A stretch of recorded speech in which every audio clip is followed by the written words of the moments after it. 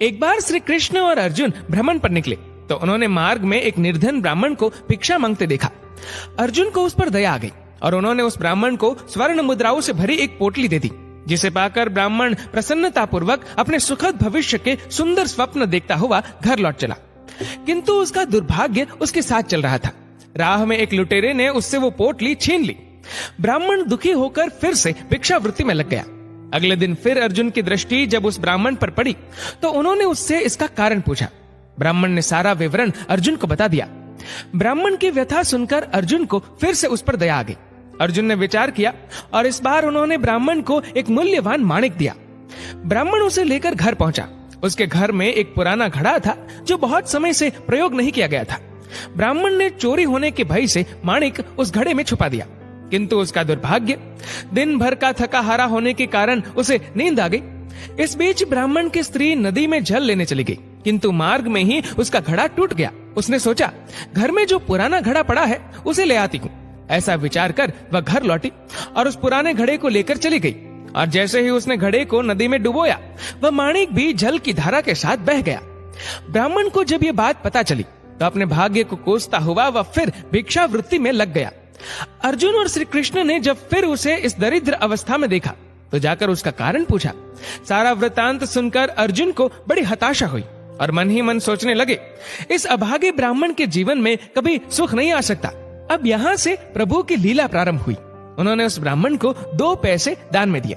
तब अर्जुन ने उनसे पूछा, प्रभु, मेरी दी मुद्राएं और माणिक भी इस अभागे की दरिद्रता नहीं मिटा सके, तो इन 2 पैसों से इसका क्या होगा? ये सुनकर प्रभु बस मुस्कुरा दिए और अर्जुन से उस ब्राह्मण के पीछे जाने को कहा। रास्ते में ब्राह्मण सोचता हुआ जा रहा था कि 2 पैसों से तो एक व्यक्ति के लिए भी भोजन नहीं आएगा। प्रभु ने उसे इतना तुच्छ दान क्यों दिया? प्रभु की ये कैसी लीला है?